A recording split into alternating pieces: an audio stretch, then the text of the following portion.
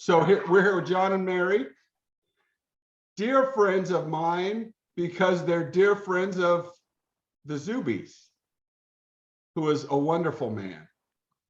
And hopefully us helping each other and doing things together will be a wonderful tribute to John Zuby, who just passed. What a great guy he was. But anyways, I was talking about the Zoom calling, and I was telling John and Mary, I need to see people's faces, because I was talking to somebody yesterday, and we have a tendency not to get to the real issue of different things.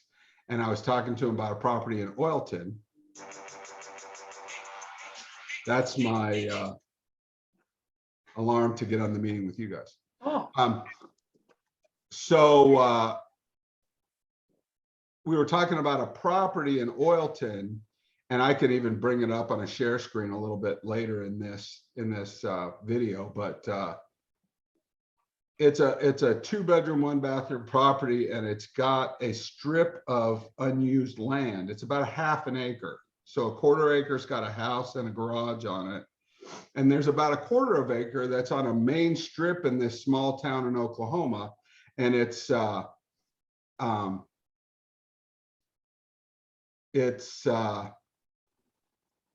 way to kind of house hack a rental by putting another use into it. So I've contacted a company that'll build a shed and drop it on a property. $28,000 is what they said they wanted for a completed 16 by 50 building. What I wanted to do with that was put a hair salon or an insurance agency or psychic reader, tattoo,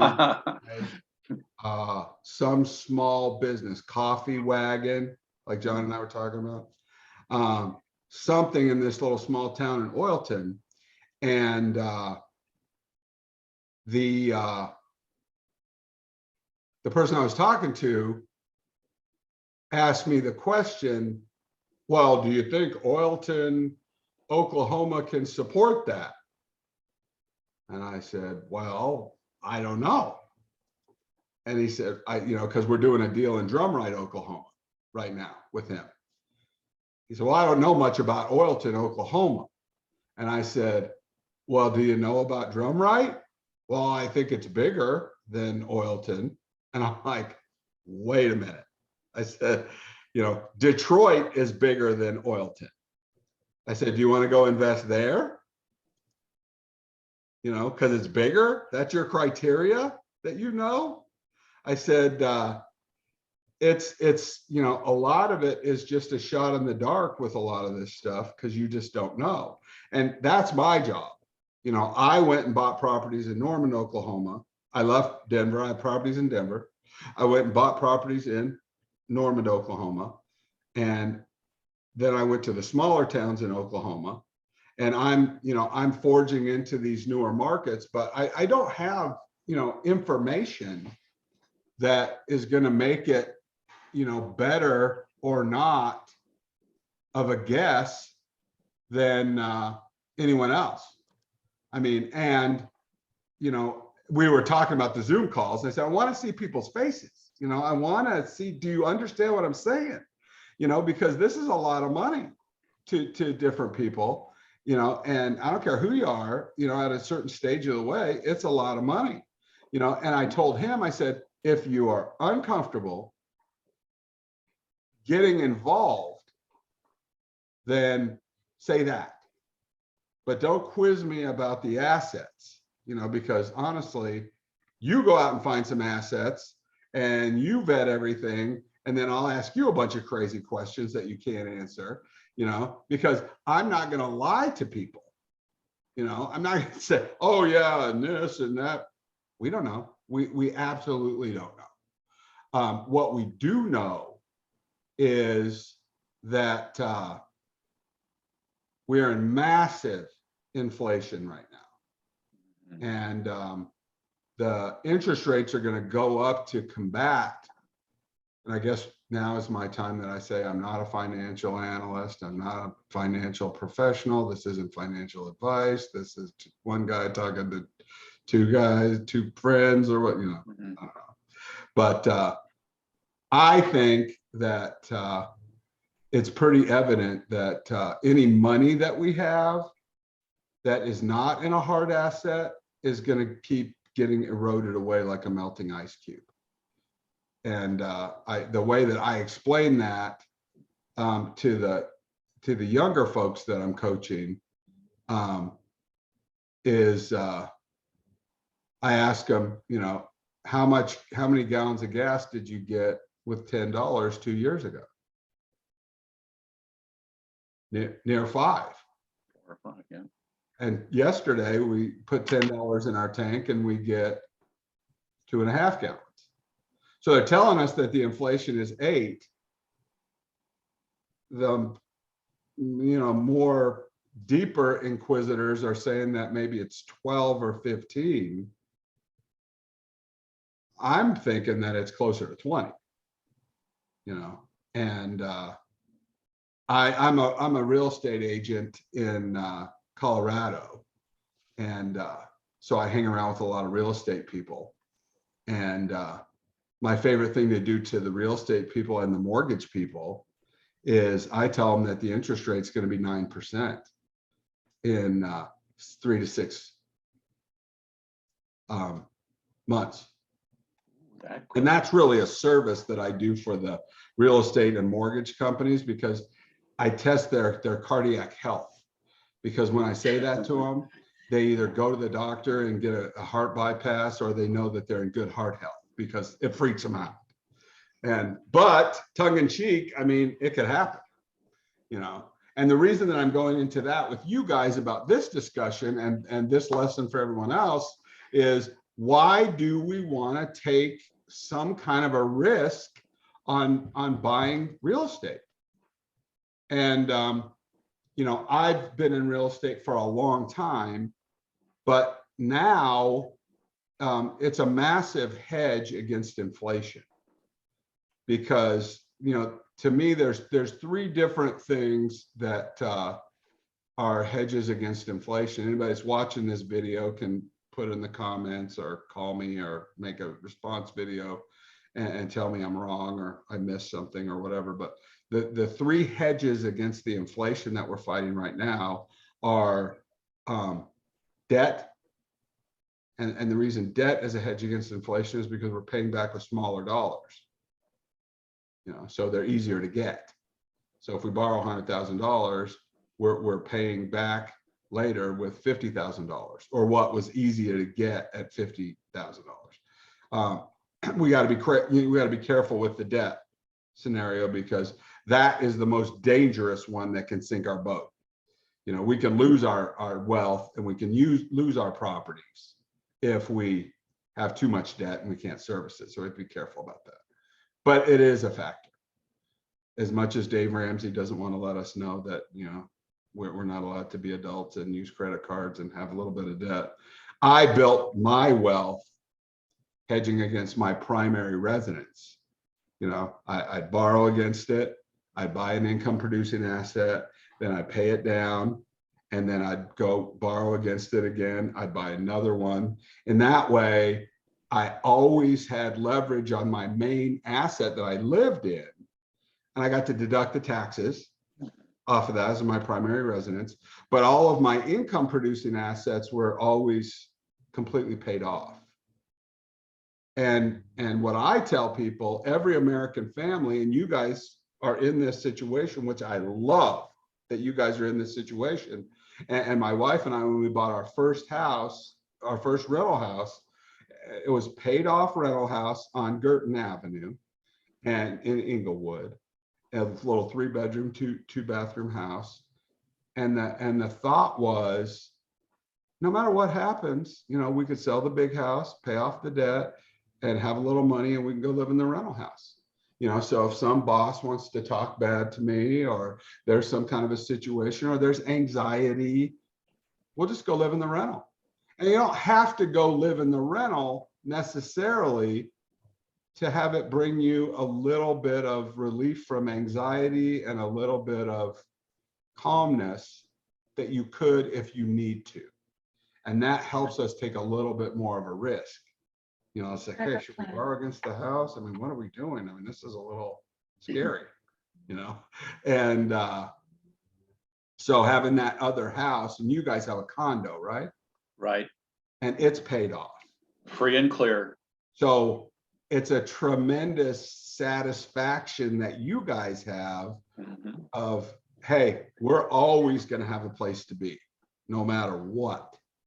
And that way we, you know, that provides that first safety net of, hey, we can be a little bit more risky.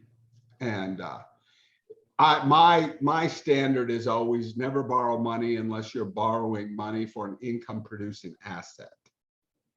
And if you can, you know, and really, this is the safest way, if you can, make sure that you're trying to not get into a situation where you're over 50% leveraged.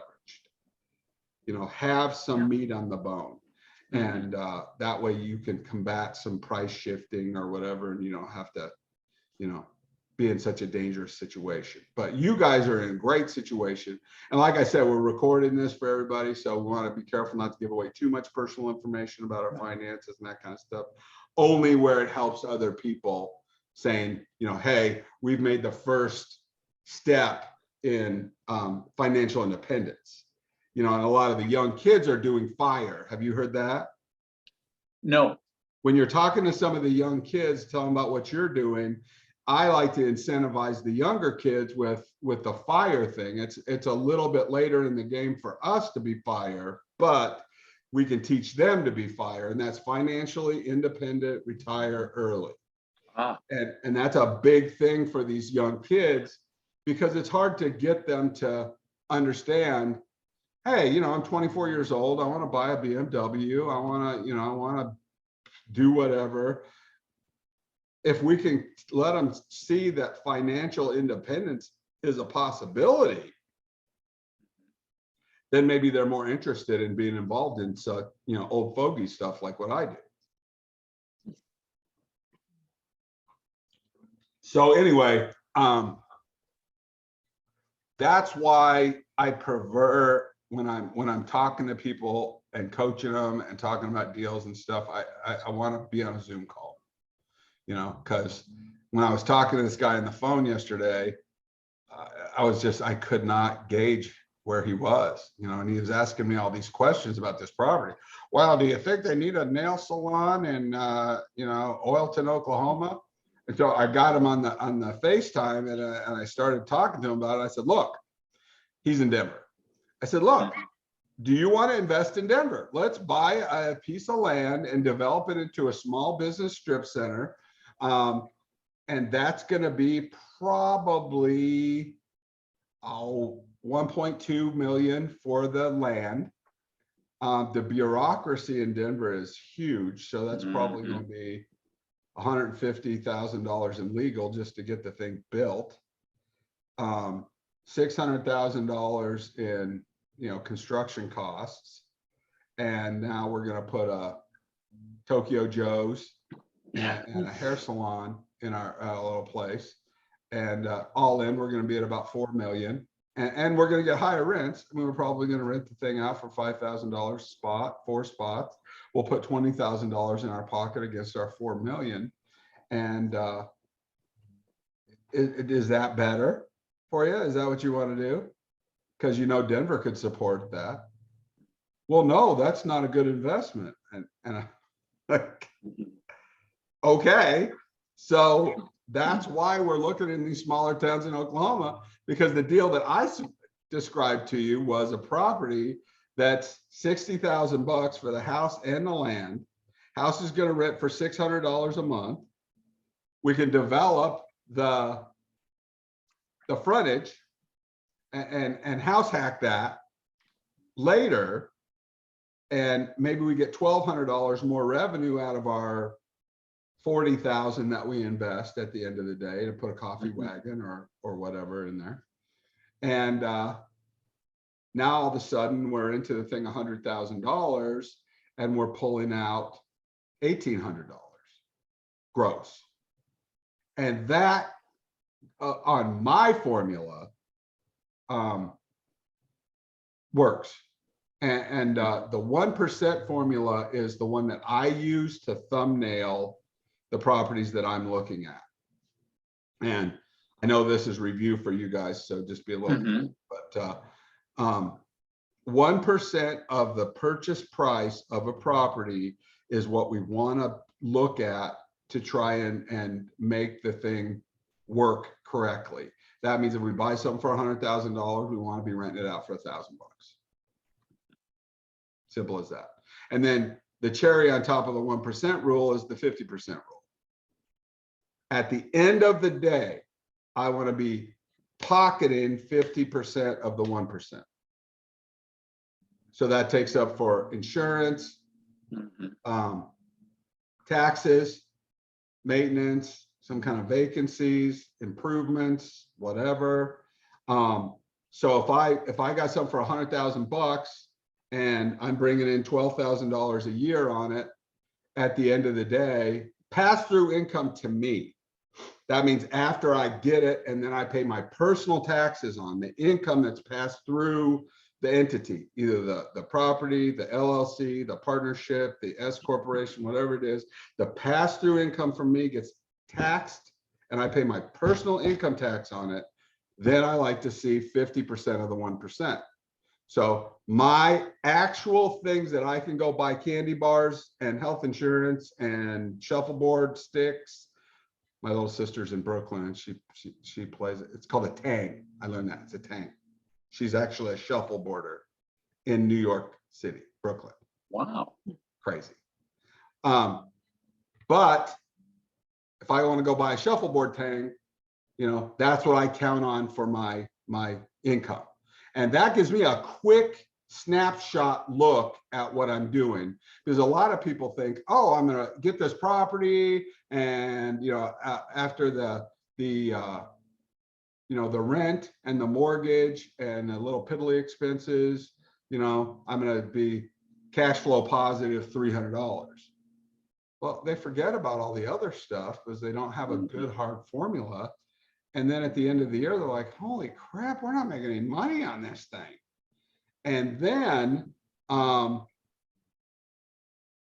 that is a huge problem when the market dips or you have to rent to a bad renter because you're reaching for that higher price, and only the dumb ones are going to rent for the higher price.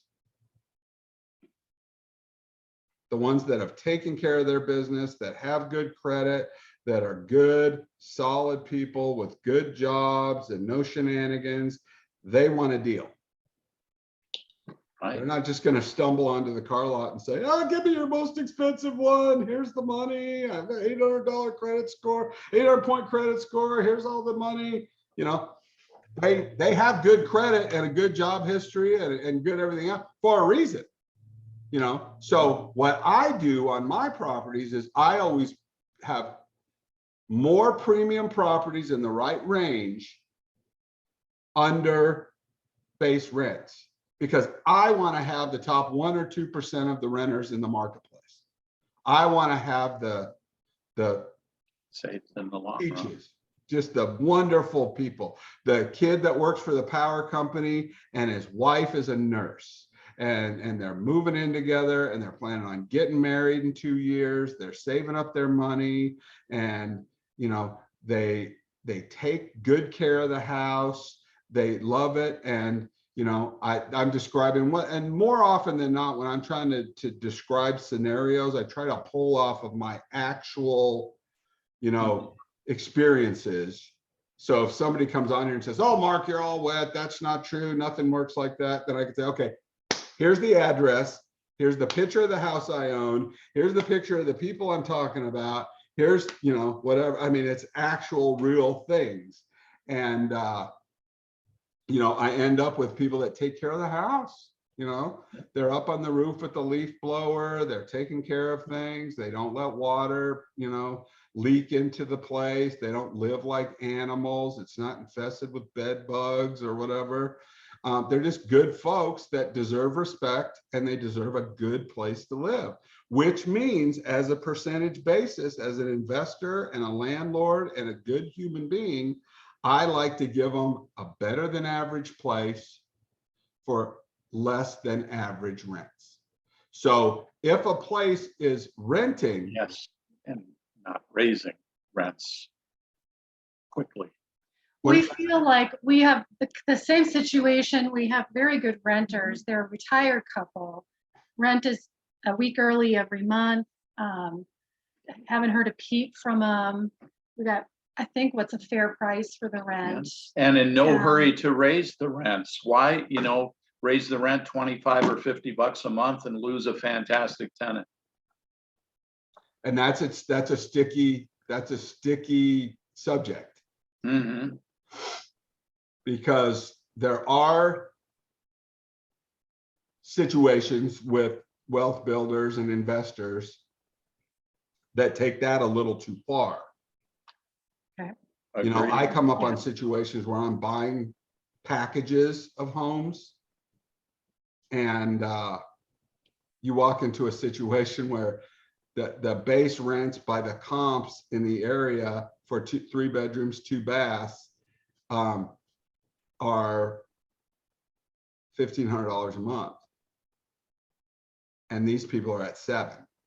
Oh, Oh, well, no. Because Yeah. the renter Yeah. was there for 7 years. ever, and they were so nice that we didn't want to raise the rent. So you need to be a little careful sure. with that, because one of the things that also causes is it's not empty house syndrome, but you end up with a situation where the people aren't getting their rent raised, they're paying the smaller amount, but then they're afraid to say anything. There's a leak in the roof, but just put a bucket under there. Don't say anything to the landlord, because if they come in here and they have to spend money, then they're going to raise the rent. Mhm. And so then your asset is deteriorating. So we need to make sure that, we're doing regular inspections, and we're, keeping up with the folks. And, we also want to make sure that we have the type of people that make sense in the property. Mhm. 3 times the rent, we want to make sure that they're financially set for that piece of property. And if they're too low on the base rents, that might be an indication that you've got the wrong people in the wrong house, and that's going to create a problem later on. And it's always about the ecosphere, the relationship between the property and the landlord and the people, And so generally when I do my rent escalations, I do it at the lease renewal. Mhm. And I do escalate the rents. I try to not be dramatic about it, but at the same time, if the government's telling us right now we're in 6% inflation, and a lot of the videos that you guys are watching are probably learning about different things, have people coming on saying, if your boss isn't giving you a 6% raise, you're taking a pay cut. If you're getting a 3% raise, you're taking a 3% pay cut. So go tell your boss to pay you more money, blah, blah, blah, blah. Well, if it's 6% inflation and we're not escalating our rents by 6%, we're actually giving the renters a rental deduction, and because our insurance is going up and our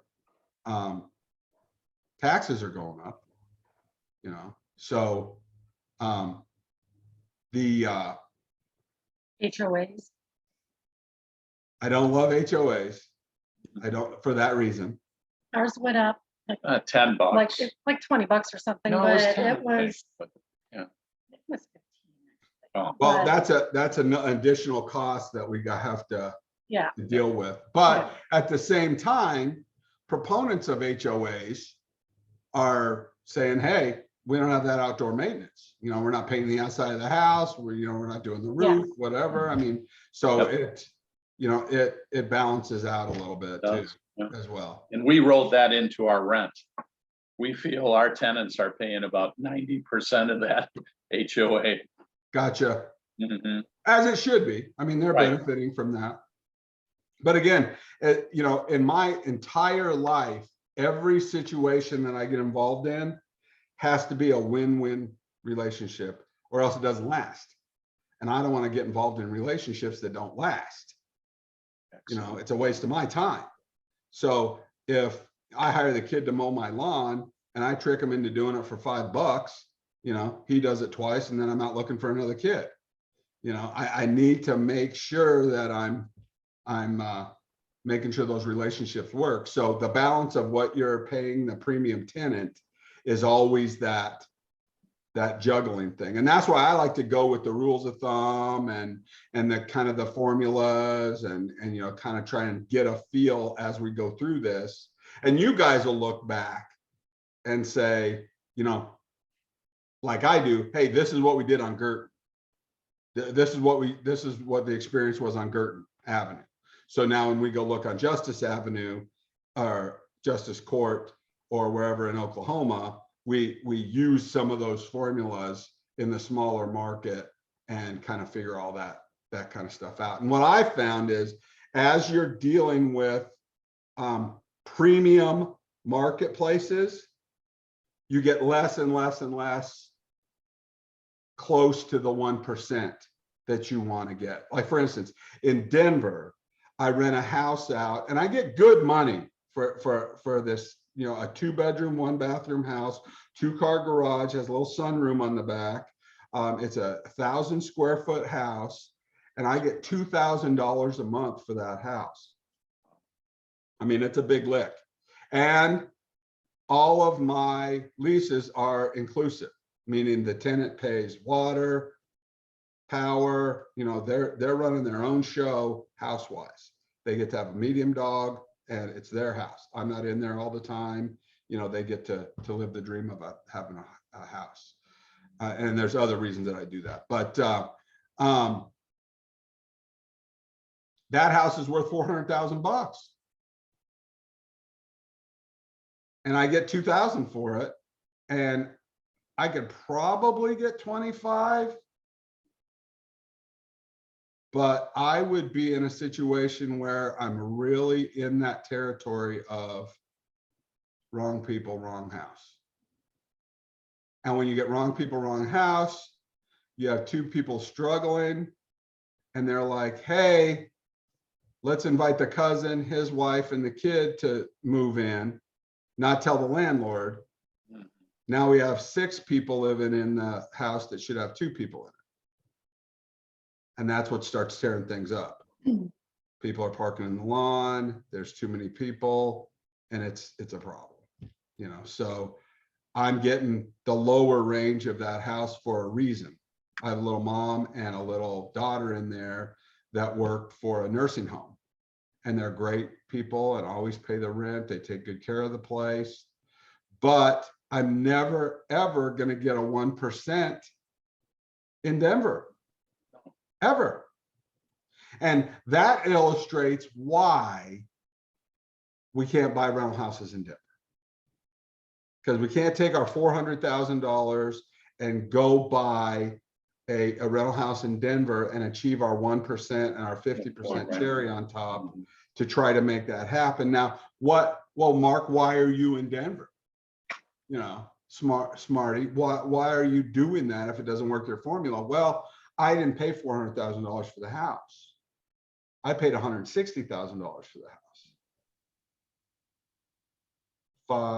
6 years ago, something like that. And then the appreciation went up and I worked into my 1%. And now to $2,000 a month against 160, I'm well over my 1% because I grew into it. Now, that's generally the strategy that I want to try to employ while I'm doing that is I have a house or three in Norman, Oklahoma. And 3-bedroom, 2-bathroom house. I was renting it out for $11.50 and in a nice zip code. I mean, Norman in Oklahoma is Boulder to Colorado. It'll be the ritziest neighborhood later. So I was buying a Boulder zip code in Norman. Nice 3-bedroom, 2-bathroom house, lofted ceilings. I mean, it was exactly what I wanted. I paid $138,800 for it 2.5 years ago. And I'm renting it for $11.50 because it was a nice couple. They had 2 dogs. I met the dogs. I said, I'm paying for this dog's rent. I love this dog. So I'm going to charge $50 a month pet rent on this dog. And I'm paying pet rent on this dog. So you can get a 2-for-1 because I'm paying this dog's rent. And that's just about endearing yourself to the customer. And Sure. you know, if you like somebody's dog, they like you. And they're not going to tear your place up probably. But anyways, $11.50.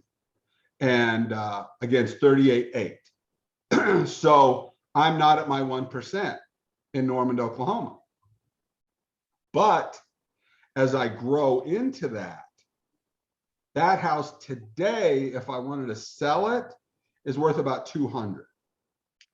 185 to 205 somewhere. And it's a housing short, so they would overbid it and everything else. Oklahoma is the same market as Denver and Madison and everything else. They're just fighting over different numbers. And that's what I like.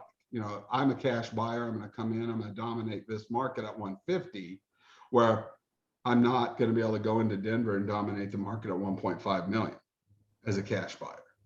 You know, it's the same game, it's just different denominations. But the kids that I have in there, I just escalated them $100, and they've been great tenants. And COVID was part of my story with all of my rental houses. Sure. And all of my tenants got a break due to COVID. They all paid, none of them didn't pay. And when it came time to renew the leases, I told them all, I said, if you want to renew your lease, I'm going to do it at the same price, no escalation. You know, COVID was hard on everybody. So let's just take a break. I mean, my prices are going up, but I'm not going to talk to you guys about that. If you want to renew, you know, let's just be nice to each other and try and get back on track. So everybody got no escalation in 2019, I think it was. But anyways, I had to escalate them $100 a month. I said, hey, look, you know, it's crazy. You know, the things are going up in price, insurance, and they understood. They didn't like it, but who does? They totally understood. I said, it could be 300. I mean, the price, I said, but you know, I just want to cover my costs. That's all. You know, you guys are great kids. You know, if you leave, when you go get married, buy your own house, please call me. I'm a realtor. I want to buy and sell your homes for you too. So call me, and they will, and I'll buy their new house for them. But when I put the next renter in, it'll be at 1,500-1,600. Because I've got one down the street in the 73071 zip code in Oklahoma that is not as nice a house, and I rent that for $1,350, just out of the box. And this is a nicer house, nicer neighborhood, so it's going to be, you know, 1,400 to 1,600, and then I've grown in to my 1%, but I'm still below par. You know, because if somebody goes and buys that number, they got to rent it for 2,000 to be in the 1% neighborhood at 200,000. And now, you know, my kids are not going to want to pay $2,000. They're paying $1,100. You know, so that's the definition of where we get those good renters. Does all this make sense? Yeah, can I ask a question? Kind of, I was just going to tell you, I try to fill people's head up to the point where any more information is bad information. So we may want to take up, you know, the next session where we're leaving off here. So let's take some questions from you guys, and then we'll wrap it up, and then we'll do another one, a Great. basic education thing. Okay, Of course, with you guys, as you're working on your personal deals with yourself, call me, we'll do a private Zoom or whatever and say, Thank you. hey, Right. Mark, look at this property. What do you think about this or whatever? Do you want to go in on this deal with us? What do you think about, whatever? Call me later for that kind of stuff. But go ahead, let's open it up for some questions that you You guys. go first. okay. Well, I had a couple things. When you mentioned Norman, Oklahoma being like the Boulder, why is that? Is there an influx of people? Is there a university? What is the draw that is there? Well, my daughter went to Oklahoma University Medical School. So OU is here. And whenever one of Big Papa's girls gets a college degree, Ah, very nice. I got Alaska here. Oh, I got a granddaughter that's going to be at CSU. So if she graduates, then I'm gonna have to add another one. wow. But, OU is here. But Oklahoma is really a huge city. It's the largest geographical city in the United States. Mhm. So for its ability to take more growth, it's huge. Part of my analysis on Oklahoma was there's university here, there's OSU in Stillwater down the road. But they legalized medical marijuana 2 years ago. And I watched what happened to Denver when they did that.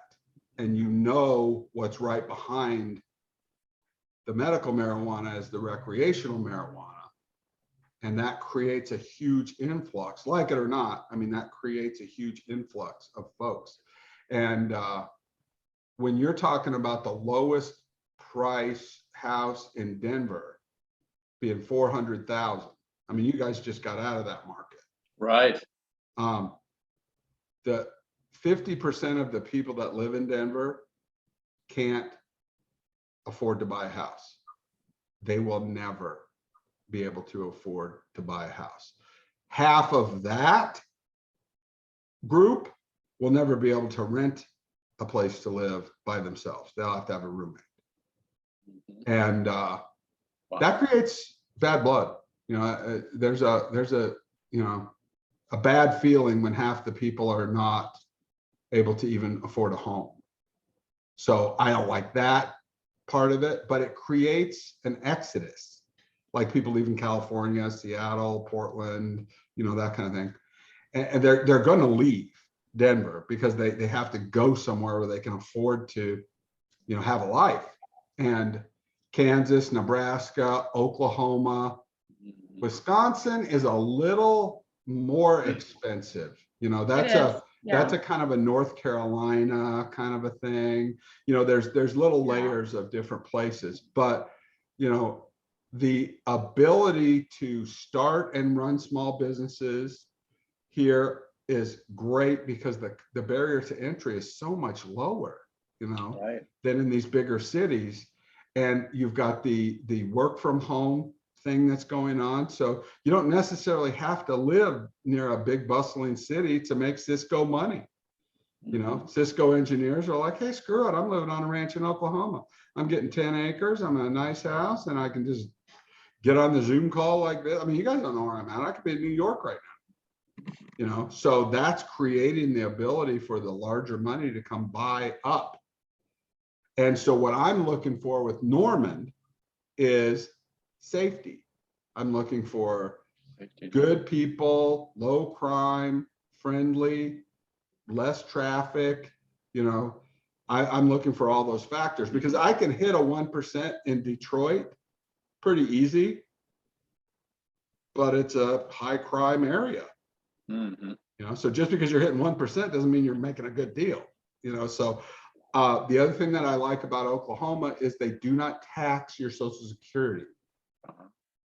So if you set up your ecosphere here in Oklahoma, you have your main house and then you build your income properties here in Oklahoma, then you're retiring here and you've got your little wealth building mini business here in Oklahoma, and then they're not taxing your Social Security. Mark, how is the weather in Oklahoma compared to Colorado, where we spent like 30 years? A lot of sunshine there. Yeah, and I love Colorado. I grew up in Colorado. I'm a Colorado native. I lived all over the United States and then came back to Colorado and started my computer business. And I have shoveled 2 foot of snow in Colorado. There's hail in Colorado, you know. The weather in Oklahoma it's hotter in the summertime. The humidity is a little more, but it doesn't bother me. It feels kind of beachy to me when you go outside and it's kind of like humidity or whatever. I have a pool in my backyard now, which I never would have been able to have in Denver. But it's a different thing. But my play, just if you're asking me a personal question, my play is, hey, I got $800,000 house in Stonegate in Colorado. My place in my life right now is I'm semi-retired. I want to teach. I want to coach, help people run my businesses, but I'm not a full-time guy anymore. You know, so if my wife says, hey, look, let's go to Cozumel for a month and let's stay in Malia and hang out. If I'm going to leave a main place where I live, I'd much rather leave it in Oklahoma, where it's not so much money to leave a big empty house. Right. You know, I mean, we overbought this house. I mean, we live in a country club and we just decided that, you know, we would do it. So we really didn't downsize. We downsized financially, but the house was upsized. But, you know, I could have just moved to the Justice House. And we talked about that too, as far as having the escape hatches. Like, let's just go live on Justice. It's paid off, 3-bedroom house. It's a nice little neighborhood. Let's go live there. And then we can travel 6 months out of the year. Because that's $200,000 house that we already own. Let's just go live there and then keep the rentals or whatever. But we kind of splurged on this little house that we're in, and we're enjoying that part of it. But that's part of the financial independence and retire early kind of thing. Because if I sell this house, then I can move into Justice, use that money to go on a cruise for 6 months out of the year or whatever. But there's more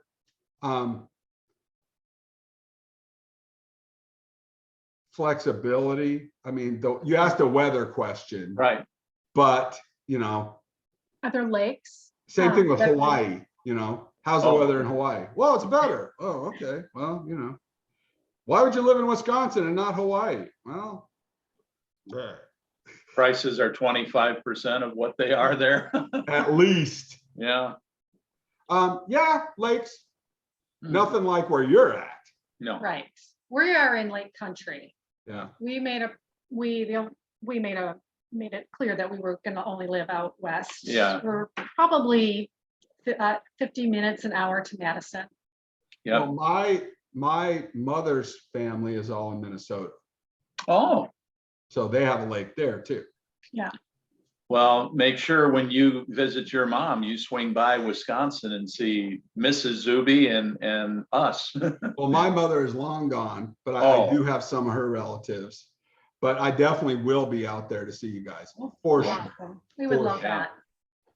Because I promised John that I would take care of his girls when he was Oh, checking out. So I will be Big Papa to both. Yep. Mark, one more quick question. You know, with both of us having that Colorado connection, I do notice that Colorado Springs seems to be a little bit more reasonable price-wise. I saw that population triple in the last 20 years, and parts of that town are shaky, but the north ends near the academy seems decent. What do you, as your real estate business, what do you expose yourself or get involved with the springs at all? I don't, but that's why I teach the formula Mm, to everyone that I talk to. And because now you guys can go on Zillow or realtor.com or wherever, and you can go on Facebook Marketplace and, look at the rents, and if you see something that is on Facebook Marketplace for rent or on Zillow that's for rent, it's too high. If it's been on there a week or 2 weeks, they're asking too much. Something that's on there for the right rental price gets on there and disappears, gets on there and disappears because people snatch it up. That's what we want. When we put something on for rent, we want it to get on there and get off there. So when you're trying to apply the formula to how much is it going to rent for, keep that in mind. Just because somebody's asking $2,700 a month doesn't mean they're getting it. Yep. Appropriately. But when you go look at that property in Colorado Springs, you say, okay, what does it rent for in this zip code? mm-hmm. Oh, 1,250 or 1,700 or whatever it is. And then you go backwards and say, okay, let's look for a $170,000 property. Doesn't exist there. No. That's not going to happen.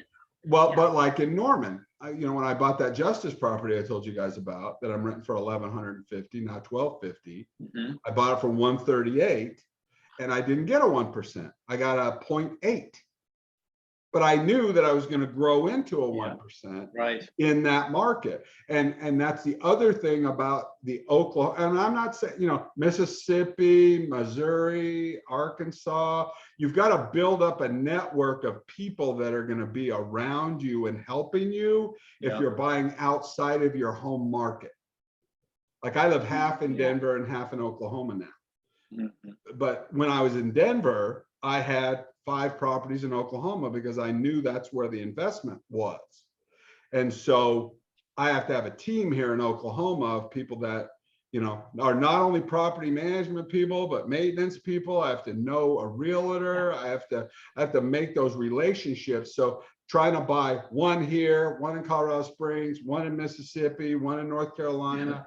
I mean, you need to be careful about that because your infrastructure breaks down. Mm-hmm. Pick an area where you've got good, people that are going to look after what you're doing. So you're not flying over there all the time.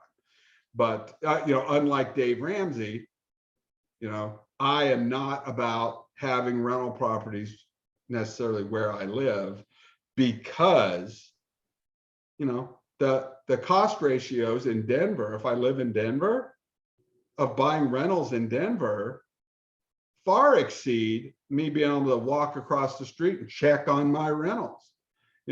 That's crazy, especially in a market where Denver, I mean, I got a 2-bedroom, 1-bathroom house, like I told you, is $400,000. 3 to 5 years, do you think that house is going to be worth $800,000? Think it's going to double? No, it's absolutely not going to double. My house in Norman that I bought for 138, 3 to 5 years, is that going to double? 200 for sure. Is it going to be 260, 275? Yeah. So I want to buy in a market that's growing because that's half of my play, because if we think of 2 companies, one is a real estate holding company. Mary and John, real estate holding company, own that little condo.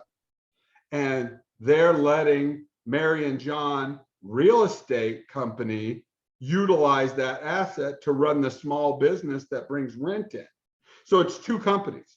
One's actively renting it and getting revenue, but the other one is an investment in real estate that's growing in equity.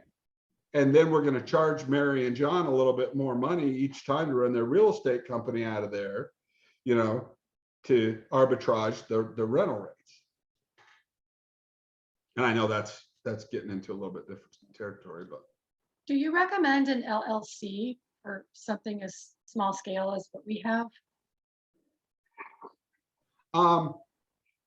I recommend, or maybe I shouldn't say recommend. What I like to do is have a large liability policy, umbrella liability policy. Mhm. And you Yep. could talk to your insurance agent, Right. you know, you have your limit set on your auto policy up to $500,000 or whatever. And the liability policy travels the auto. And then the umbrella starts at 500,000, goes to 1 million, 2 million, 3 million. As your wealth grows, then you let your umbrella liability policy grow. Mhm. And I'm a firm believer of having that set up immediately, for sure. Yeah, that's not hard to get $1 million. Oh, no, and I believe so, yeah. it's very inexpensive, Right. Okay. Mhm. you know, for the amount of coverage that you get. It's one of the few good deals in insurance. Well, without the umbrella, we have $1 million policy. So I don't know if we should get an umbrella and give more. What I would do is call my insurance agent. Yeah. Okay, Mhm. Here's what I'm doing. I want to have protection for everything. What should I have? Mhm. okay. And if you're not comfortable with their answer, you know, check another one, whatever. But then to answer your question, after that, then you want to probably do an LLC for the properties to mitigate the risk. But you may end up having more than one LLC. You may package some of the properties together in one LLC. What you have to do when you do the LLC is you have to pay for a tax return for the LLC. It's called a K-1. Mhm. And when the accountant makes the K-1, then they charge you. Mhm. You know, so you've got some more costs on top of everything else in your little rental scheme. So your Mhm. 1%, 50%, you know, it might get a little thin. You know what I'm saying? Everything affects it and impacts it. Well, it's just an additional cost. Right. But, you know, later on, as you start accumulating some of these properties, you may want to put some in a trust, you know, to include the kids going down or whatever. But Right. yeah, there's definitely that protection element, and it's definitely appropriate. But, you know, as you're growing, you know, start off with the umbrella policy and then move to different separations. Well, Mark, I just wanted to take a moment to wish you and your family a wonderful Easter weekend. Thank And you. thank you for your mentoring and your teaching. It is really a blessing, and we can see how your passion for it. And we're really fortunate to have gotten hooked up with you, and we're off to a good start. Even Well, I'm a God guy, you know, and I believe that, you know, he is directing people to us, you know. Sure, But that's why he named you Hope. right. But the more I give of my time and the more I help people, I get blessed. I get more resources from the universe, and it's something that's been happening to me for a long time. That's my ulterior motive. Mark, why do you do this? Why are you wasting all your time and not getting paid? You know, and that's why, because it's an unbelievable blessing to me, you know, that you know, things go easier for me for some reason. I'm helping you guys, and then I have a hole in the wall and some rental property and some worker. Nobody can get any workers, and some guy says, "Hey, could you let me help you fix your disposal over there? And why don't you, you know?" And it's like, "Oh, this guy from my church told me about you," and you know, and we're all helping each other in these times, you know. And I love that. And you guys are doing great, because you know, it's like when you're trying to go to the gym and work out, they say the heaviest thing in the gym is the front door. Oh, This is true. and you guys are wealth building, and the hardest thing to do in the wealth building is start. Yeah. You know, We started a little late, but it's true too that it better late than never. well, the best time to plant a tree is 20 years ago. The second best time is today. Right. And you guys are doing great, pushing down that debt. And, you sold some assets in Colorado and you put those to good use. Mhm. And I love that play. You're in an escalated market. You live there in Colorado. It's a wonderful place to be. You sold at the top, and now you're putting those assets to work for you guys. You're following a really, really neat plan. you know. Awesome. And all you got to do right now to screw it up is go buy some brand new cars at 9% interest and buy a No, couple of timeshares, and then you'll be off track. that won't happen, sir. I know it won't. Well, listen, I love you guys. I appreciate your time. Hopefully this was helpful for you guys. And call me and we'll do chapter 2 when you guys are making some moves. Will do. But Thank if you. you want to and know love you about some of the too. projects I'm doing in Oklahoma and you want to go in on something with me, we could talk about that. I've got some arbitrage stuff right now where I'm buying commercial and then I'm turning them into climate controlled storage units, which is a nice play. Yeah. And, We may be coming to Oklahoma We- for a we- visit. Let's go check it out. I would in the fall. love to see you guys, and Sure. I'd love to have you. Yeah, and we like to physically see and look around where we may be investing, so. I will get you a real estate agent to be with, and they Alright. can drive you around and show you some stuff. Mhm. It's an aggressive market right now, Sure, so we need to learn about what we want, and then when we see it, right. we dive in on cash and Yep. we win the property. Yeah. But Set we can aside. be winners in Oklahoma, where we can't really be as aggressive in Wisconsin or Denver or some of those other Right. markets. Gotcha. Mhm. But I'd love to have you guys out. And It will happen. yeah, well, and that's what life's all about. For me, the relationships and the memories that we're making, the money is ancillary. Right. That's just what we use to get those relationships going. Yeah. So I look forward to being on the sidelines and watching you guys be Awesome. successful. It's fun. Thank you, and we will be in touch. Yeah. All right, you guys have a Happy great Easter day. again. Bye. Yeah, he might still talk.